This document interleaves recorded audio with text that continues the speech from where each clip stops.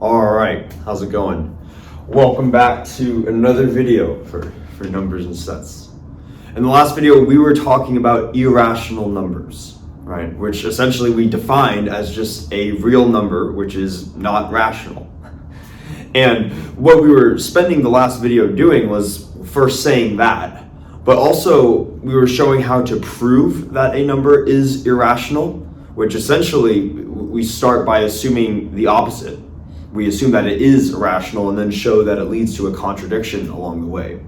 And that's kind of the general technique that we can use to prove that a number is irrational. But we also developed the intuition for what an irrational number is. In other words, when we hear the phrase irrational numbers, what should we be imagining in our head?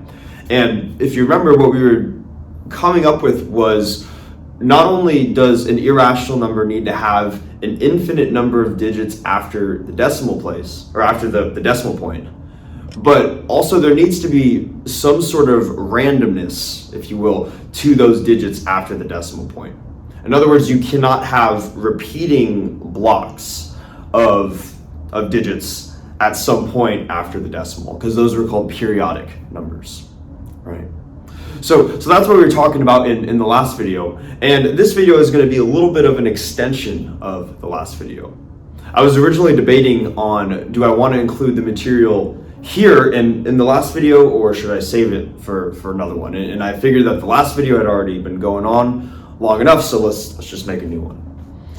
But to kind of start with the new material, I want to just sort of put these different types of numbers that we've been talking about into perspective.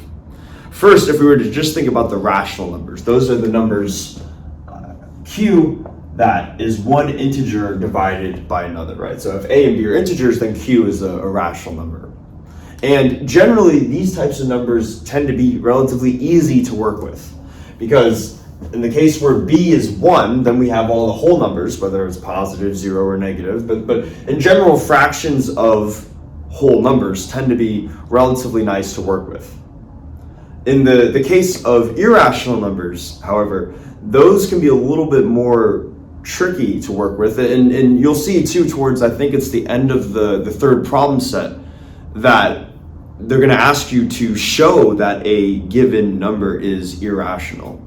And you'll see that very quickly, just some numbers that can be constructed out of, maybe let me just put up an example. I think if you had something like square root of 100 plus the square root of 2 or something along those lines, they might ask you to show that some number like this is irrational.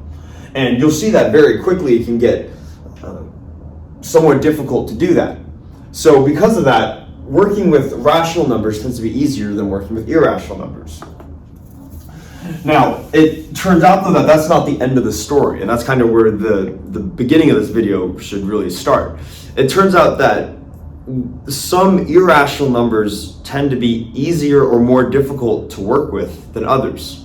And those different subsets of irrational numbers have various different names. And if you can't tell by the title of the video, we are going to be discussing some of those classes and just first describing what they are, and then also just going through an example of how to prove that a number falls under these various classes within the irrational numbers.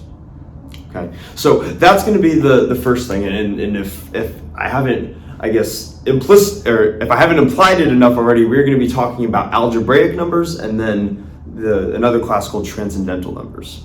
Okay.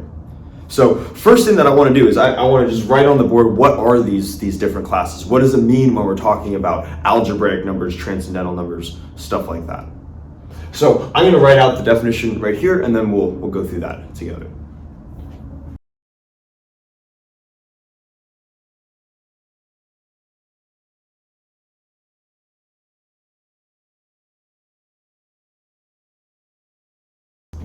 All right, so the battery died on me again, so I'm not quite sure where the video cut off at, but I think just to be safe, I think we were at the point where we wrote out the definition, but we hadn't gone through what that was yet. So let's do that. So it says that, this is the definition for both algebraic and transcendental numbers. And it says that an algebraic number is a root of a polynomial with integer coefficients. And a number is transcendental if it is not algebraic. So this is kind of interesting just in the sense that in the previous video we were talking about breaking up the real numbers into both rationals and irrationals. We're now introducing a new way of sort of breaking up the real numbers into both algebraic numbers and non-algebraic or transcendental numbers. So let's make sure we understand what it means, at least for a number to be algebraic, and then a transcendental number is simply a number that does not satisfy what we're about to talk about. So, algebraic number is a root of a polynomial with integer coefficients. What that means is, let's start with just a polynomial with integer coefficients.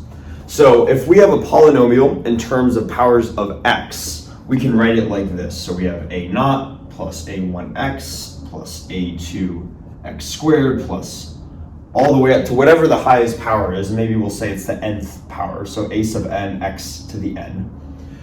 And the fact that we have non-negative powers of x, this technically is x to the 0 and this is x to the 1.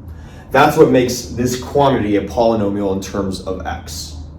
The fact that the integer coefficients part simply says that each of these a values, the numbers in front of the powers of x, those are all integers.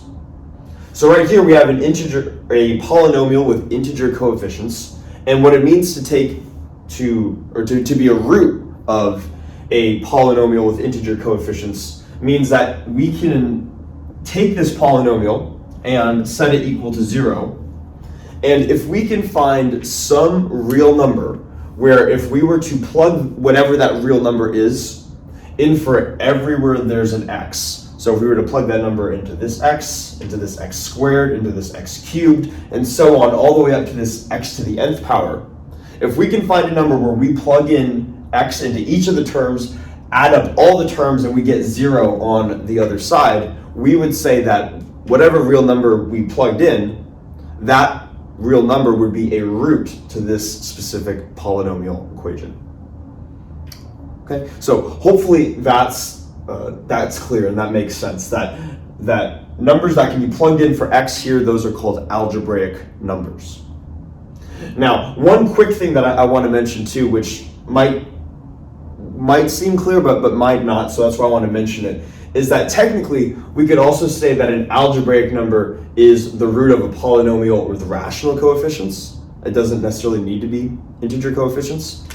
And to see why that's the case, I'm just going to go through a simple example where let's just take a first degree or linear polynomial, and we'll call it a divided by b times x plus c divided by d. So this is a first degree polynomial with rational coefficients. Here we're assuming that a, b, c, and d are all integers. And if we were to set this to 0, then x would be the root of this polynomial with rational coefficients. What we can do though is we can rewrite this so it has the form that it is a polynomial with integer coefficients simply by multiplying the product of all the denominators through both sides of the equation. And when we do that, we're going to get b times d, because that's what the product is in this case. On the left-hand side, b times d times 0 is equal to bd times a over bx plus bd times c over d. And you can probably see what's going to happen, right? Left-hand side, this is going to be 0. Then the b's cancel right here, leaving us with just d times a, that quantity times x, plus, and now the factors of d cancel, leaving us with just b times c. So we started with a polynomial of rational coefficients, and you can see that you can just rewrite it so it has the form that it is a polynomial with integer coefficients. And that's why we write integer coefficients right here, but just know that it can be generalized a bit. Okay, so hopefully that makes sense. Now, this is supposed to be in the context of irrational numbers, right? And I want to make it very clear that both algebraic numbers and transcendental numbers, as the two separate classes, those are both those are not both subclasses exclusively of the irrational numbers. And I'm not sure if I said that previously in the video, but if I did, I was a slight misspeak there. Because it turns out that all rational numbers, all values of all elements of the rational numbers, these are also going to be all algebraic numbers. Okay, and maybe we'll just show why that's the case. Let's say that q, if this little q is a rational number, we can say that q is going to equal a divided by b. And if q is a divided by b, then it is a root of a given polynomial with the following coefficients. So if we write bq minus a equals 0, this is a polynomial in terms of powers of q. It's a first degree polynomial. And you can see that if you plug in a divided by b into here, maybe just to be very clear, you're going to get b times q, which is this. B times a divided by b minus a equals 0. The b's cancel and you get a minus a, which is 0. So we can see that any rational number is also an algebraic number. You say, okay, interesting. And you might wonder too, is this kind of the same case as those periodic numbers that we were talking about in the last video, where we said that if a number is periodic, then it's rational, and if a number is rational, then it's periodic. In other words, does it mean that in algebraic number is simply a synonym for a rational number? And the answer there is no. It turns out that algebraic numbers contain rational numbers, like in this example, but algebraic numbers also contain irrational numbers. And just a really quick example of that is, let's say we have the polynomial equation with integer coefficients, x squared minus 2, and we were to look at the roots to this polynomial, right? The coefficients are 1 and negative 2, those are integers. And hopefully we can just solve for x, right? And then we get that x is the square root of 2. X is the square root of 2. And I don't know if we remember, but this was a while ago when we were talking about, I believe, the construction of the rational numbers, where we showed that there was no rational number that satisfied this equation, essentially. What I'm trying to say is that we have already shown that square root of 2 is irrational if we did not already know that. So the big picture, the big thing that I'm trying to say is that we have introduced these two classes of both algebraic and transcendental numbers. But algebraic numbers contain all of the rational numbers, but they also contain some of the irrational numbers. Okay? So it's not like there is necessarily a clean divide where like all of these are rational and all of these are irrational. Algebraic numbers contain a little bit of both. Okay? Now, let's talk a little bit about transcendental numbers, because all of what we've been talking about so far has been with the algebraic numbers. What we have shown in this example right here, with q equals a over b, we've shown that if any number is rational, then it also has to be algebraic. It's a solution to this equation. So inherently, let me actually just write this out. With this little proof, I guess, we showed that rational implies algebraic. A rational number, if it's a rational number, it's an algebraic number. If we take the contrapositive of this statement, we take not this implies not this, let's see what we get. Not algebraic is a transcendental number. So if we have a transcendental number, so not this implies not this. So if we have a transcendental number, that implies that the number is not rational or irrational. So this is how we can kind of categorize these two classes of numbers in our heads. The algebraic numbers contain all the rationals and then some of the irrationals. But because there are no rationals left over, what this tells us is that any type of number that is transcendental must also be an irrational number. Okay? And this is where we start to get into what am I trying to say? This is where we start to look at how some irrational numbers may be more or less ugly to work with than some others. what I want to do now is to go through a proof of showing a number that is transcendental. And then that's actually probably going to be the main proof for this video, but just to see what does a transcendental number really look like. It's this type of irrational number, and the square root of 2 is not even transcendental. It is algebraic. So what do these types of irrational numbers look like? I'm going to write out a theorem, and then we're going to go through that.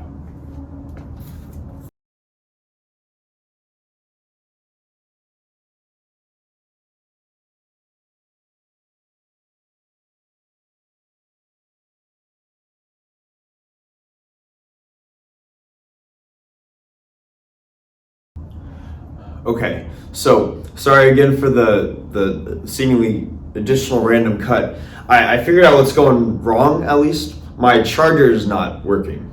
So it'll charge for like a couple minutes, and then it won't charge, and it'll charge, and then it won't charge. So when I think it's charging, and then I'm recording, there's periods of time where the battery is just dying on me.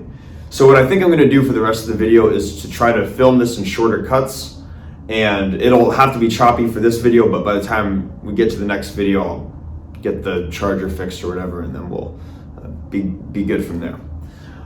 But anyways, I think we left off, if I remember correctly, at this theorem, and I don't think I got a full clip through where we actually proved it yet. So let's just start again from the beginning, where the goal here was to take an example of a number, which in this case is called the Louisville constant L, and we want to show that this number L is transcendental, and we want to show what is the amount of work that it takes to actually prove that a number is transcendental. And just for context, L is defined as this infinite summation right here, where this is how it's written in big sigma notation, but if you were to write it out, or if you were to start writing it out as a decimal, I should say, it would be 0 and then a decimal, and then a bunch of zeros and ones that trail after that, where there's going to be a 1 in every factorial position and a 0 everywhere else. So 1 factorial is 1, so we put a 1 right there. 2 factorial is 2, so we put a 1 right there. 3 factorial is 6, so we put a 1 in the 6th digit. And you keep on going, right? 4 factorial is 24, so there would be a 1 in the 24th spot, and it would keep on going infinitely. Okay, so that's how this number is defined, and we want to show that it is transcendental. So to do this, we're going to do a proof by contradiction, and we're going to assume that L is algebraic. So, in other words, we're going to assume that it's not transcendental, and what it means to not be transcendental is that it's algebraic. Okay, so that's where the proof by contradiction is going to arise. And if it's algebraic, that means that it is a root to some polynomial with integer coefficients. So we can say, all right, if it's the root to some polynomial, let's provide a name for what that polynomial is. Let's call it f of x.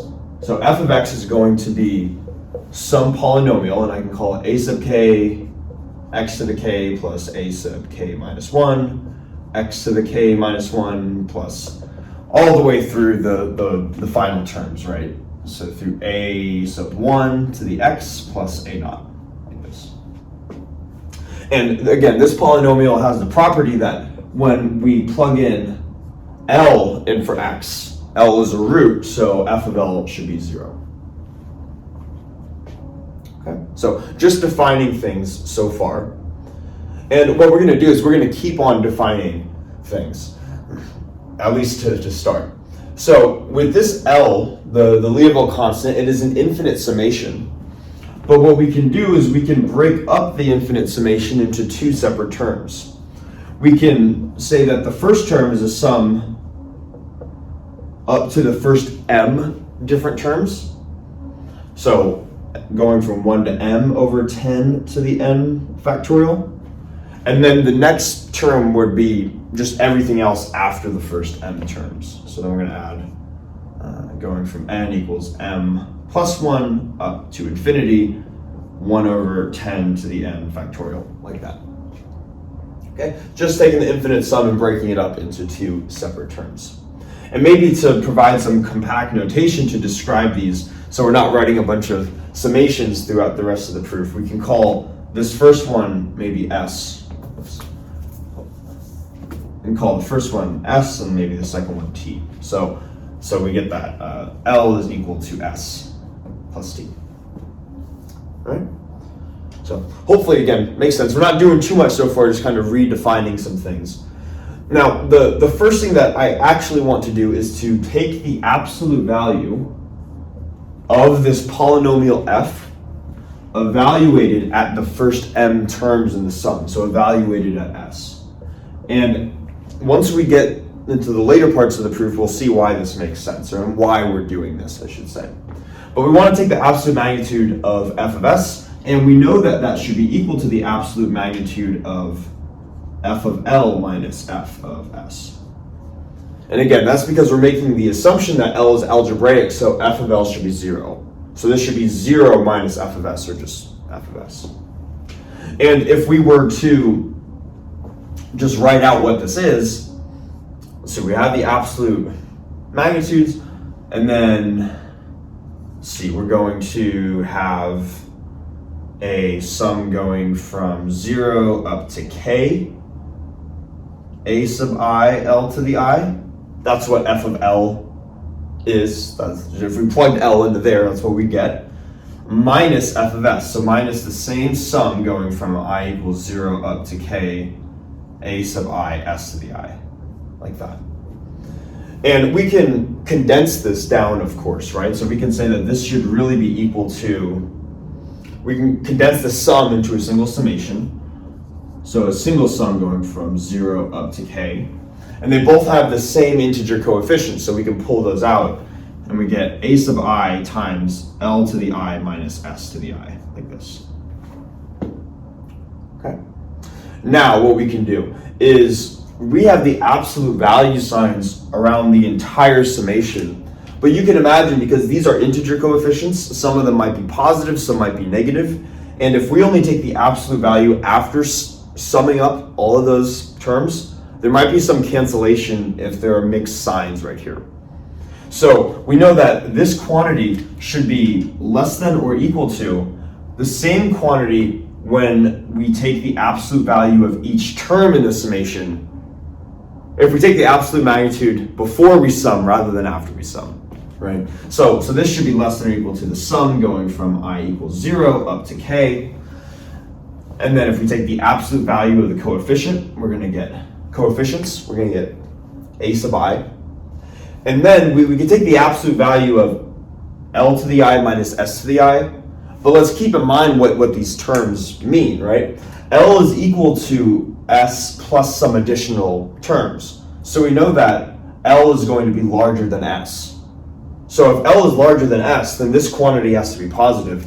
So we could put the absolute value signs, but it's a bit redundant. We already know that we don't need them. That's why we have that. All right? Hopefully we're still following. Now this term right here is going to be equal, and I'm going to kind of run out of room.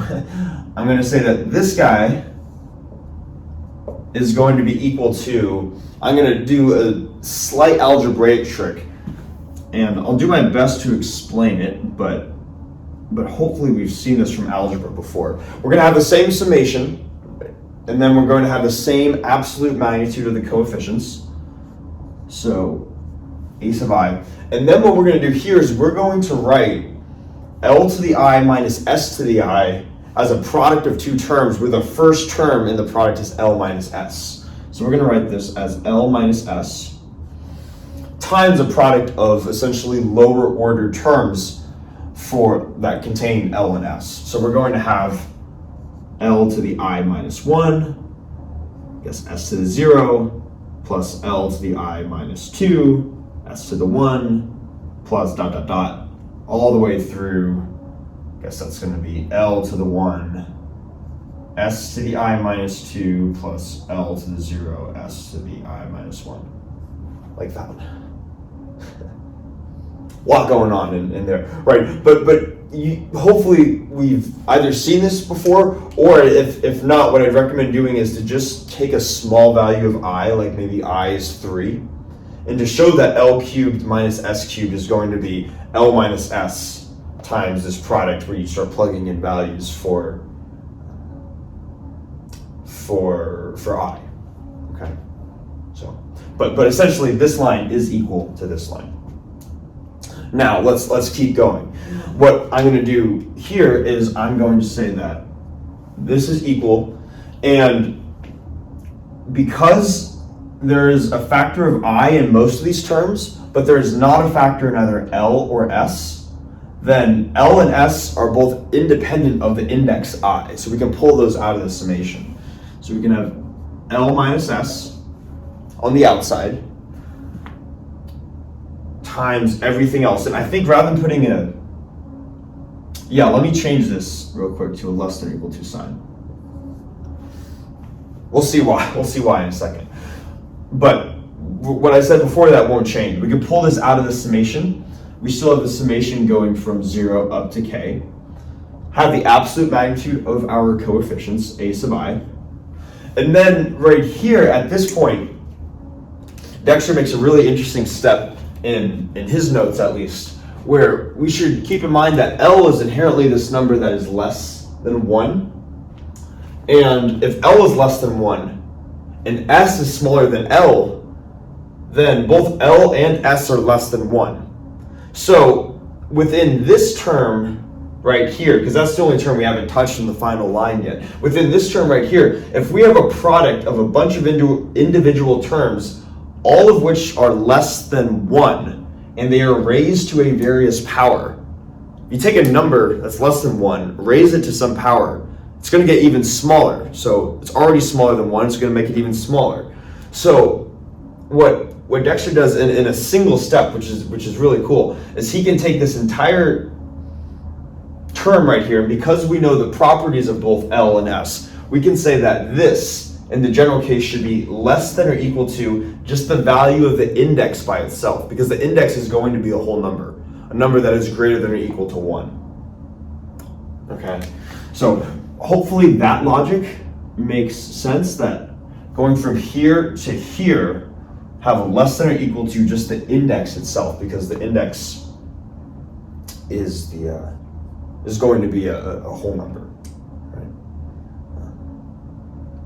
Make sure that checks out. Want to make sure that checks out. The summation index might need to be a 1. Does that make it redundant? I have to double check on that, honestly. Maybe I'll write like a comment in the video to see if should be a 1 or not. I'll think about it, because that would make this L to the minus 1, L to the minus 2. Yeah, I feel like we should only have positive powers right here, or we should have only positive powers.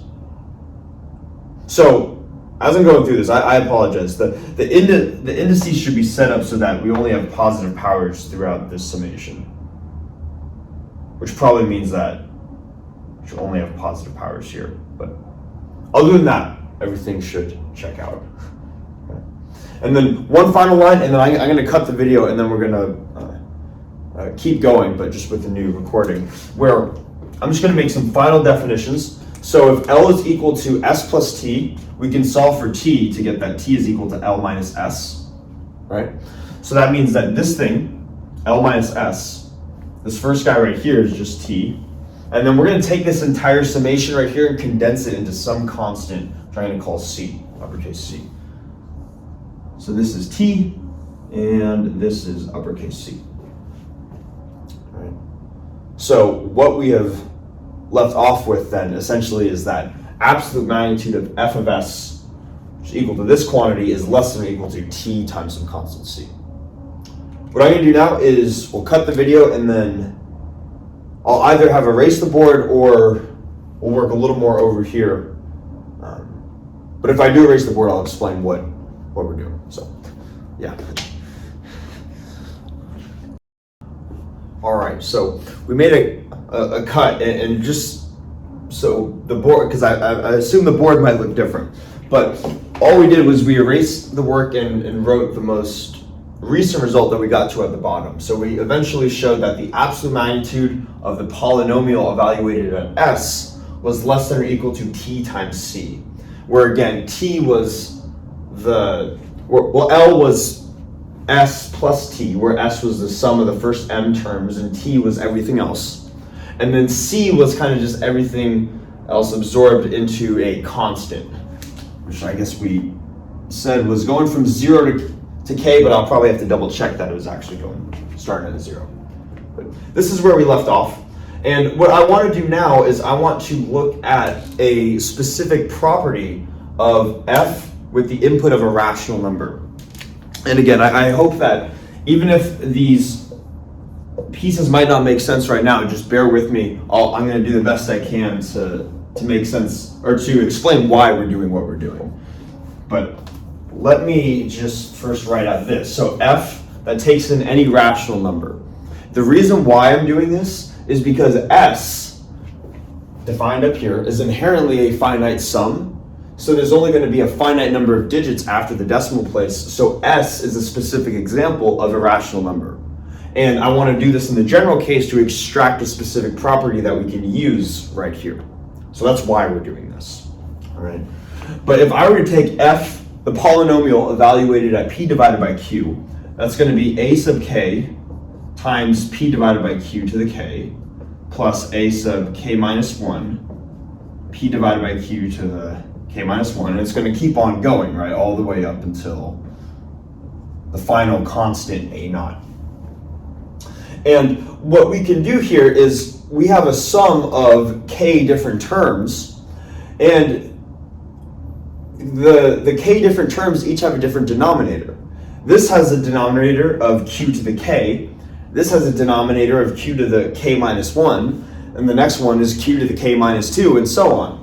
So what we could do is, if we wanted to get a common denominator between each of them, we'd say, all right, let's try to do that. And hopefully it makes sense that because q to the k is the largest factor, or the largest quantity in all of the denominators, then we're going to try to have the subsequent terms look like this first one.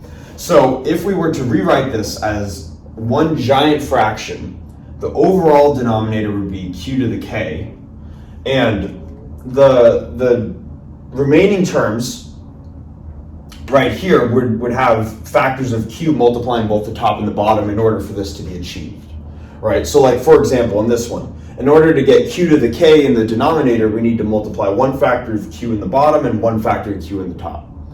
And we could go through that iteratively until we get to a naught, where we need to multiply k factors of q in the bottom and k factors of q in the top.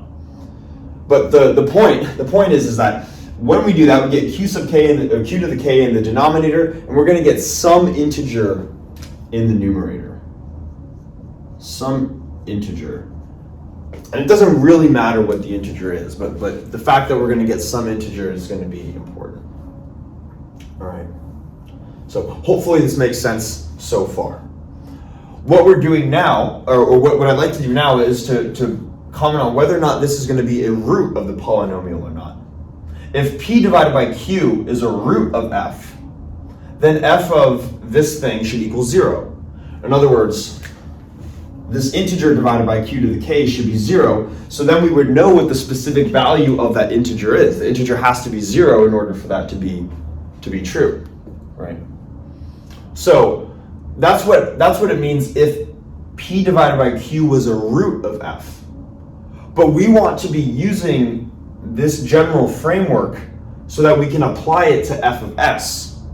And we know that f of s is less than or equal to these two positive quantities, but we know that f of s is not 0, at least, right?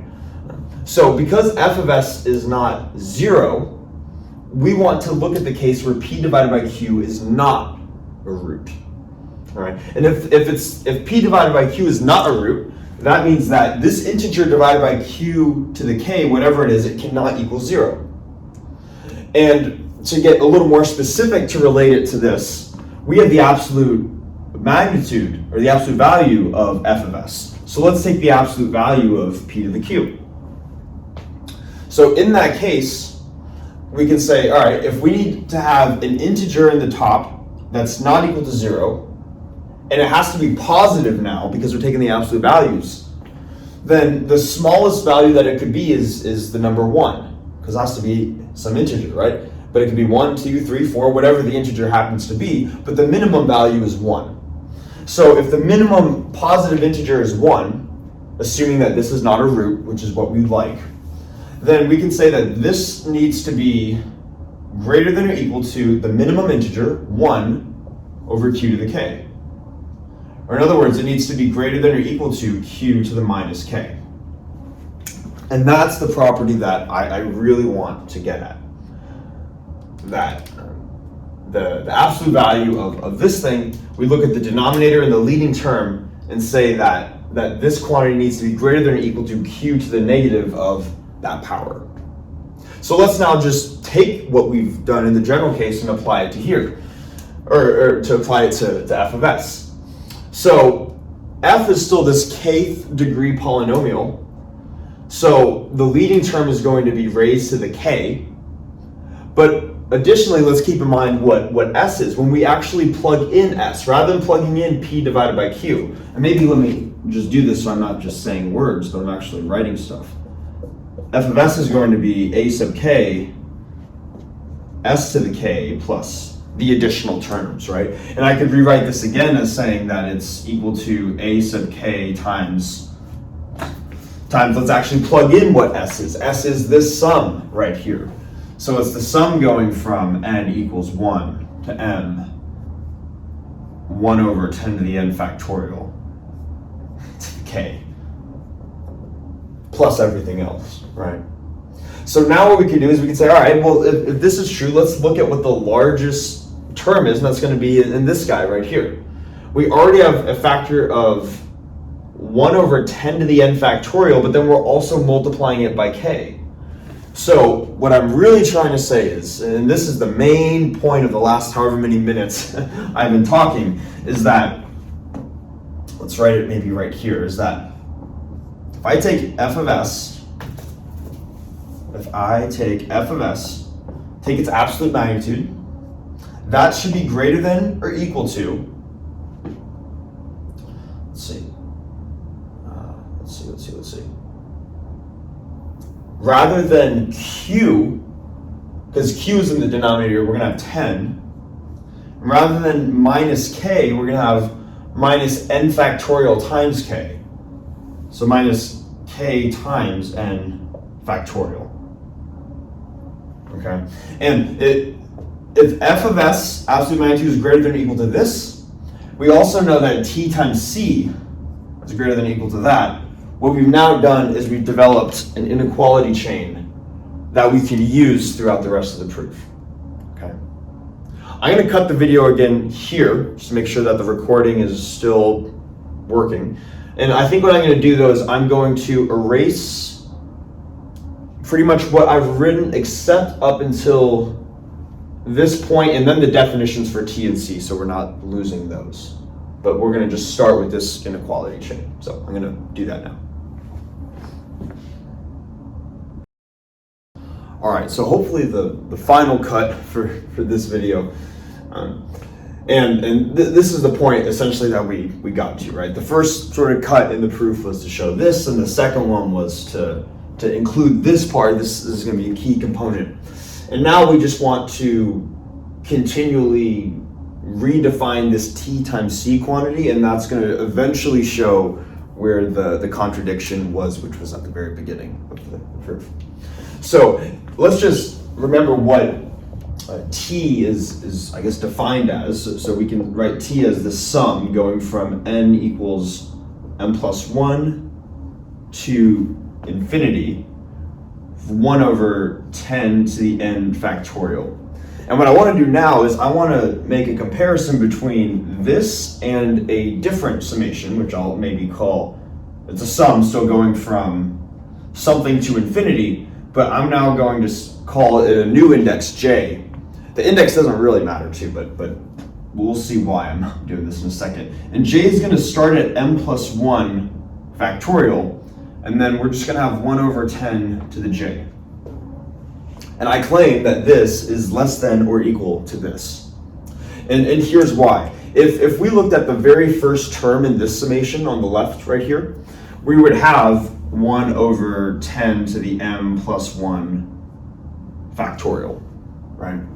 And then the second term after that would be m plus 2 quantity factorial. So then I'll write 1 over 10 to the m plus 2 quantity factorial plus dot dot dot. Then for this summation on the right, so this is all for that right there, and then for this summation on the right, we're going to have 1 over 10 to the m plus 1 factorial for the first term, because now j is starting at j is starting at m plus 1 quantity factorial.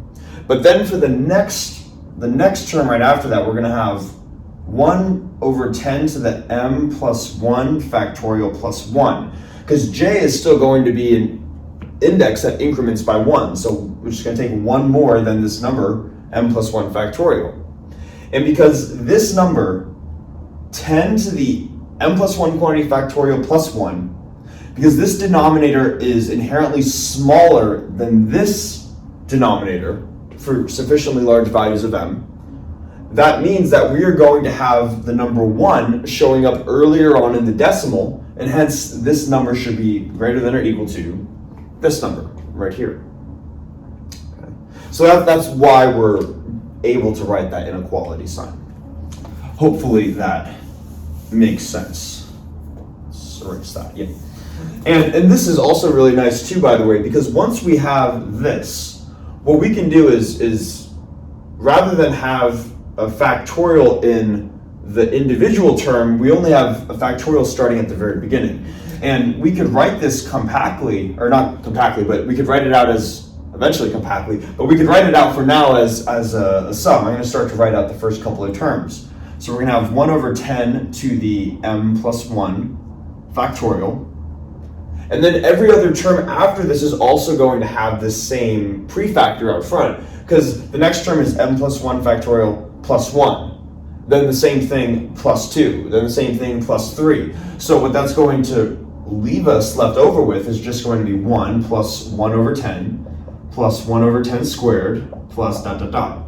And the summation again goes on infinitely because we have an infinite summation right here. And hopefully this looks familiar from the series video, right? This is the geometric series where it's equal to 1 divided by 1 minus r, where in this case r is 1/10, and 1/10 is less than 1, so that's how we know we can apply the geometric series. So we can write this more compactly as 1 over 10 to the m plus 1 factorial out front. And then we also have here 1 over 1 minus r, or 1 minus 1/10. And then 1 minus 1/10 is 9/10. 1 divided by 9/10 is 10 divided by 9. So we can rewrite this as 10 divided by 9 times this thing in the bottom, which I'll just bring up to the top and write this as 10 to the negative m plus 1 quantity factorial. All right. So t is bounded above by this quantity right here. So if t is less than or equal to this, then tc is less than or equal to this times c. Okay, so maybe, right. So, and this is where we're going to bring this back together, and we're starting to connect the pieces together. So this quantity is less than this, which is less than this. So I'm going to use the leftmost term, and I'll maybe write it down here. 10 to the minus k times m factorial has to be less than t times c, which is less than this thing times c. So less than 10 divided by 9 times c times 10 to the negative m plus 1 quantity factorial. Okay, so And then this is now where we're like, all right, we've taken all these pieces and we're now putting the leftmost part and the rightmost part together, and now it's just taking these and working through some algebra and then showing that we get to the contradiction. So we're almost done, all right? And what we want to do now is this value of m, if you remember, we chose that somewhat arbitrarily. We said that L was broken into S and T, where S is the sum up to the first m components, but we didn't say what that value of m was. In other words, we still have the flexibility and the freedom to choose whatever value of m that we want. So let's now use that flexibility and say, let's choose a natural number m such that, and then we're going to have some conditions. Let me just make sure I get the conditions right. So we're going to have that, let's see, because I don't memorize these. So m is greater than k, and then also that, where's the other one? There it is. And that 10 to the m factorial is greater than 10 divided by 9 times c. And this is a very convenient value of k, or of m, that we're choosing, right? But we know that this exists because this is just some real number. This is some real number, so by the axiom of Archimedes, we know that there's going to be a natural number larger that satisfies both of these requirements. Okay, so we've chosen our value of m, and now it's kind of just a matter of manipulating this inequality, and this is really going to be the one that we're going to zone in on. All right. So what we can do is we can say that, all right, if this on the left-hand side is less than or equal to the right-hand side, and then we also know that we're choosing m so that 10 to the m factorial is greater than 10 ninths times c. If we were to replace 10 divided by 9 times c with 10 to the m factorial, that would not change whether or not this is true or false. The inequality would still hold its original value. So let's do that. Let's still have our same left-hand side where we have 10 to the negative k times m factorial, and that should be less than or equal to, rather than 10 divided by 9 times c, I'm just going to write 10 to the m factorial times this quantity right here, 10 to the negative m plus 1 factorial. Okay? And now what we can do, and let me just rewrite this left-hand side a little bit now too. Because this is a product of exponents, we can rewrite this as, instead of negative k times m factorial, we can write this as 10 to the m factorial raised to the negative k, same thing, right? And now we're just going to divide 10 to the m factorial, this guy right here, over to the other side. And when we do that, that's going to give us a factor of 10 to the m factorial raised to the negative 1 power. So, let's see. Yeah, so we're going to have 10 to the m factorial negative k plus 1 power. And then that should be less than or equal to 10 to the negative m plus 1 quantity factorial. Okay? Hopefully this makes sense so far.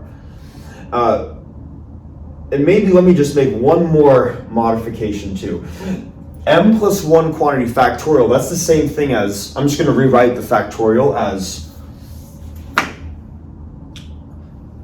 let me do it right here actually, just so m plus 1 factorial is m plus 1 times m factorial, right? So we can rewrite this exponent as a product of m plus 1 times m factorial. And when we do that, we're going to get 10 to the negative m plus 1 m factorial, like this. But I'm going to bring in the m factorial and do kind of the same switching of exponents that I did going from here to here. So just going down to, now I guess we'll come over here. And I'm sorry if this is a little disorganized.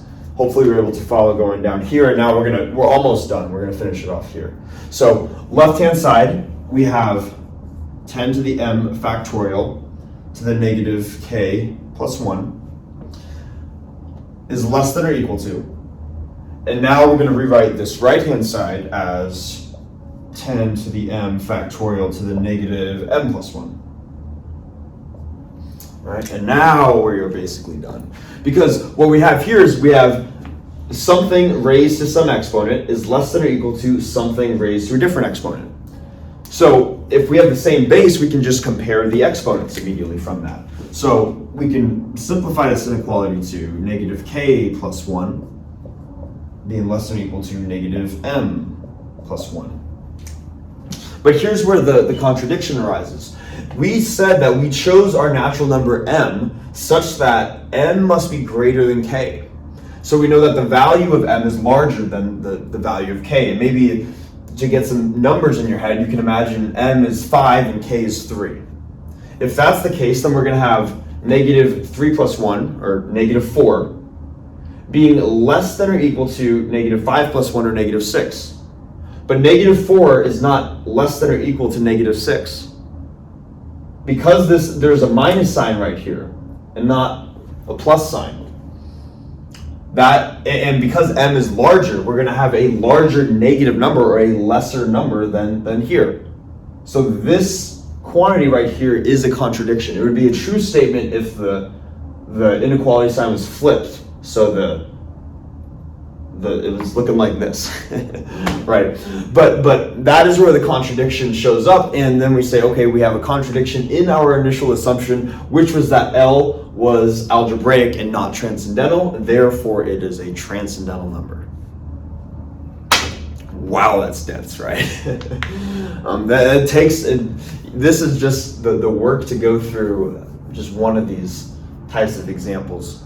Just so you know too, and this is what I wanted to finish the video off with, because we'll call it after this, is that there are some other transcendental numbers, these numbers that not only are irrational, but they're also transcendental.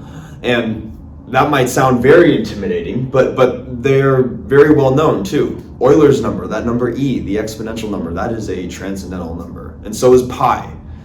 These are examples of these numbers that, even though in some cases it might feel like they can be difficult to work with, they show up a lot, which is why it's nice to introduce them. But I will say too that in trying to show that both pi and Euler's number are transcendental, there is a certain theorem called the Lindemann-Weierstrass theorem that gets talked about, I guess, in later number theory courses. And maybe at some point far down the line, if I get around to learning that material, and to the point where I feel comfortable teaching it, then we'll cover it. But that is definitely for another video series. Point of me saying that is that some of the common, well-known transcendental numbers, such as e and pi, there are proofs for it, but just not in this video. Okay. But yeah, I've talked long enough, and hopefully the video wasn't too choppy. It should get fixed by the next video. So thanks so much, and I will see you in the next one.